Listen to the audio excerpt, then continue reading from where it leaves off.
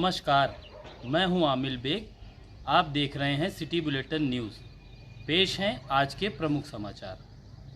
प्रयागराज महाकुंभ में स्नान करने के बाद अयोध्या दर्शन के लिए आ रहे महाराष्ट्र के श्रद्धालुओं की स्कॉर्पियो गाड़ी दुर्घटनाग्रस्त हो गई। हादसा जिले के पूराकलंदर थाना क्षेत्र के अयोध्या प्रयागराज हाईवे पर पिपरी टोल प्लाजा के पास भोर में हुआ, जब प्रयागराज से आ रही स्कॉर्पियो अनियंत्रित होकर पेड़ से टकरा गई। दुर्घटना में महाराष्ट्र के गोंदिया जिले के निवासी कृष्णा गौतम पुत्र मोहन गौतम की इलाज के दौरान मौत हो गई।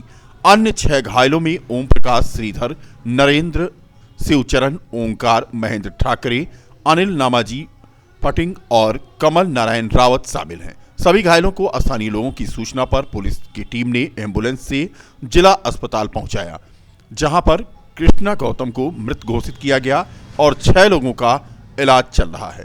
डॉक्टर के मुताबिक सभी लोग खतरे से बाहर हैं।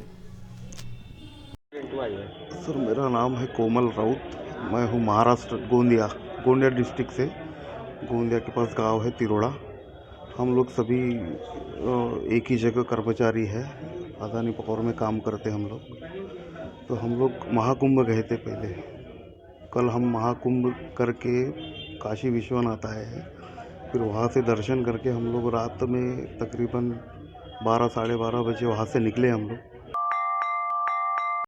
हरियाणा के पूर्व मुख्यमंत्री मनोहर लाल खट्टर आज अयोध्या पहुंचे। हनुमानगढ़ी और रामलला का दर्शन पूजन किया।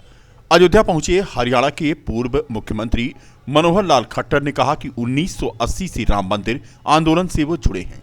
राम जानकी रथ यात्रा शिला पूजन जब हुआ था 2021 में, राम मंदिर की नींव जब डाली गई थी तो वो दर्शन के लिए यहां पर आए थे।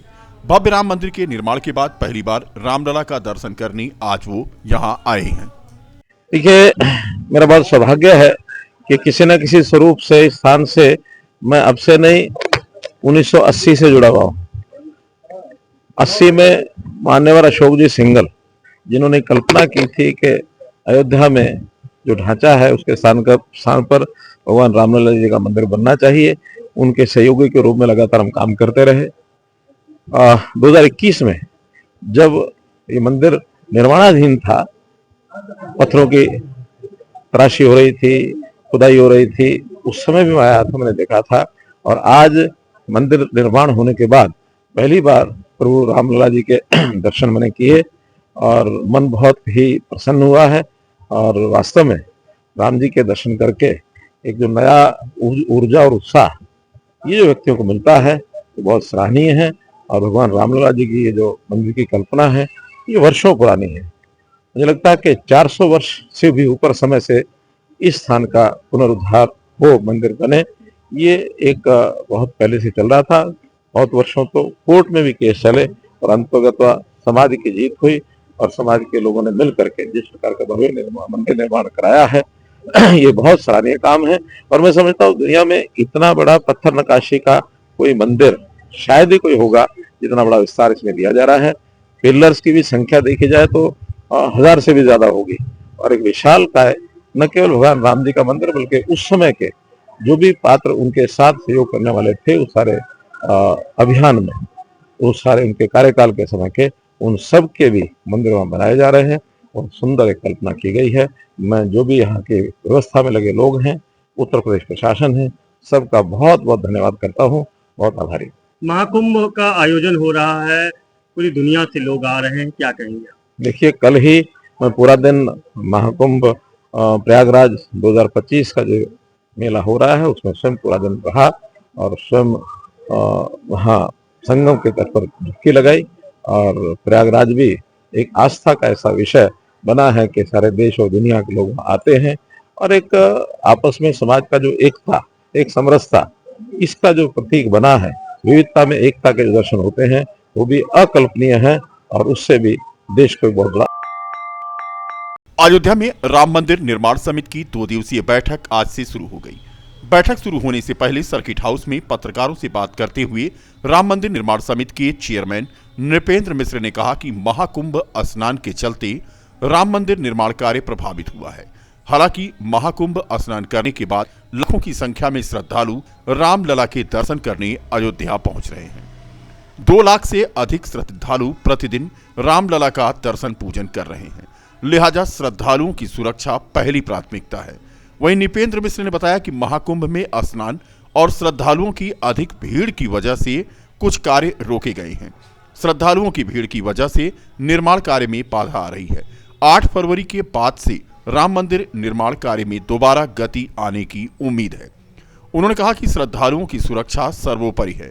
वहीं राम दरबार मूर्ति की प्रगति पर श्री राम मंदिर निर्माण समिति के अध्यक्ष ने कहा कि सिर्फ राम दरबार की मूर्ति ही नहीं, बल्कि 7 मंदिरों की मूर्तियां, परकोटे में 6 मंदिरों की मूर्तियां, पीएफसी में तुलसीदास की मूर्ति, इन सभी मूर्तियों का निरीक्षण जयपुर में किया गया है। उनका अनुमान है कि राम दरबार की मूर्ति 31 जनवरी या 15 फरवरी तक बनकर तैयार हो जाएगी। यह अवश्य है कि आप खुद ही जानते हैं कि कुंभ के कारण बहुत यात्री जो कुंभ में गए वो अयोध्या में भी आए हैं और औसतन लगभग प्रतिदिन 2 लाख के ऊपर हमारे यहाँ जो श्रद्धालु हैं वो पहुँच रहे हैं। इतनी संख्या में श्रद्धालु आने से निर्माण कार्य में थोड़ा सा बाधा पड़ रही है, क्योंकि सबसे अधिक प्राथमिकता श्रद्धालुओं की सुरक्षा का है। उसको हम पहले सुनिश्चित करते हैं, उसके बाद ही निर्माण कार्य करते हैं। तो जहाँ जहाँ मौका मिल रहा है वहाँ निर्माण कार्य कर रहे हैं, लेकिन कुछ जगहों पे निर्माण कार्य श्रद्धालुओं की दृष्टि से उनके हित को ध्यान में रखते हुए हमें निर्माण कार्य रोकना पड़ा और यह अनुमान है कि लगभग 4 फरवरी तक वह निर्माण कार्य तत्काल शुरू नहीं हो पाएगा।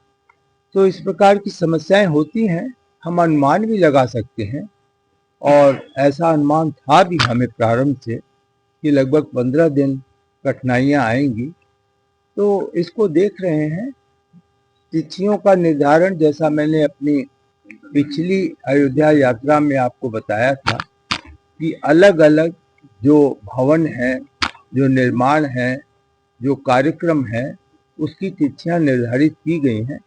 अब उसके सापेक्ष हमारी प्रगति क्या है, कमियां क्या हैं, उसके बारे में आने वाले 2 दिन में देखें। बाबू जी, इसके अलावा महाकुंभ में लाखों की संख्या में पब्लिक भी आएगी मौनी अमावस्या पे, इसको देखते हुए कुछ लाइनें बढ़ाई जाएंगी दर्शनों की। ये ट्रस्ट के क्षेत्र में है और पुलिस विभाग के कार्य क्षेत्र में है।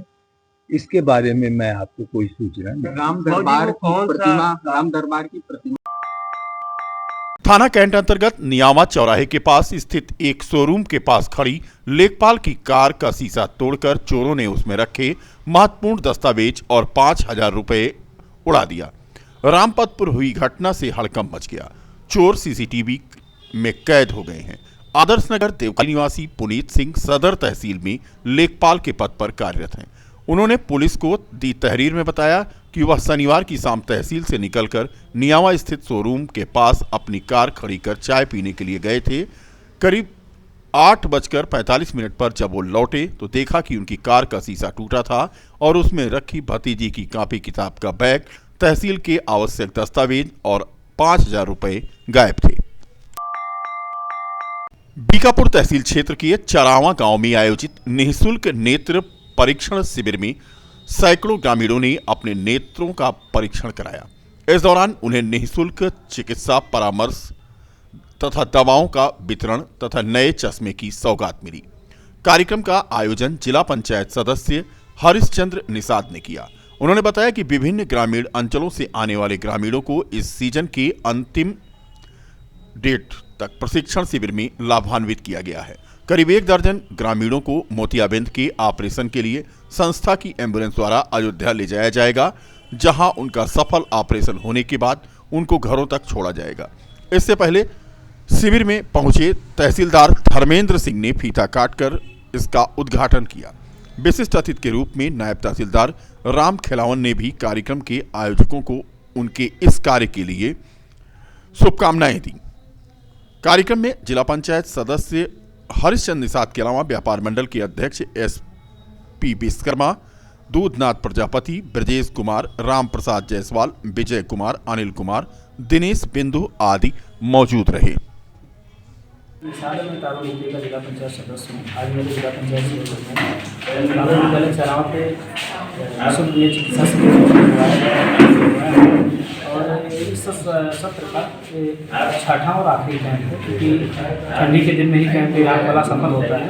तो हम लोग 1 महीना पहले से सेमो साहब परमिशन लेके लगवाए। इस कैंप में अभी तक इस कार्यक्रम का आज के मुख्य थे बीजापुर तहसीलदार साहब, उन्होंने फीता काट के कार्यक्रम का शुभारंभ किया और सुबह से मरीजों का तांता लगा है। अभी तक लगभग 340 मरीजों का रजिस्ट्रेशन करके नेत्र परीक्षण करा करके उनको चश्मा वितरित किया गया है और लगभग अभी तक 2 दर्जन मोतियाबिंद के मरीज जो चिन्हित किए गए हैं उनको ले जाने के लिए बस एम्बुलेंस अभी खड़ी है, उसी सहायता से ले जाएगा। अभी ये कैंप हमारा 3 बजे तक चलेगा, लगभग 3 घंटे बचे हैं।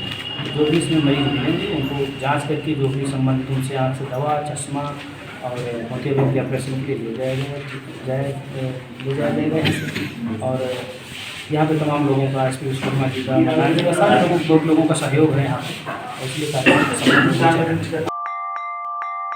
विकासखंड तारुण क्षेत्र के गौरा घाट अंतर्गत गौरा गयासपुर के उप स्वास्थ्य केंद्र में ताला लटक रहा है। लाखों की लागत से बना भवन अब चोरों और जुआरियों और शराबियों का अड्डा बन गया है। लाखों की लागत से बनकर तैयार हुआ था आयुष्मान भारत हेल्थ एवं वेलनेस सेंटर। उप स्वास्थ्य केंद्र गौरा गयासपुर अब जंगल झाड़ी का आकार ले रहा है। कमरे के दरवाजे और खिड़कियां टूट गई हैं, जगह जगह गंदगी नजर आ रही है। इस जगह आने जाने के लिए ना तो किसी प्रकार का कोई रास्ता है और जब से यह भवन बनकर तैयार हुआ है तब से अभी तक इसकी देखरेख करने वाला कोई नहीं है और ना ही यहां पर कोई डॉक्टर या ANM बैठते हैं। क्षेत्र के लोगों को उपचार के लिए तारुण लगभग 15 किलोमीटर दूर जाना पड़ता है, जिससे मजबूरन लोग तारुण जाकर या अयोध्या का रुख करके अपना इलाज कराते हैं। स्वास्थ्य के लिए सरकार के पैसे का यहां दुरुपयोग हो रहा है और खाली पड़े उपकेंद्र की जिम्मेदारी कौन लेगा, ये बताने वाला कोई नहीं है। फिलहाल बदहाल हो गया है ये स्वास्थ्य उपकेंद्र।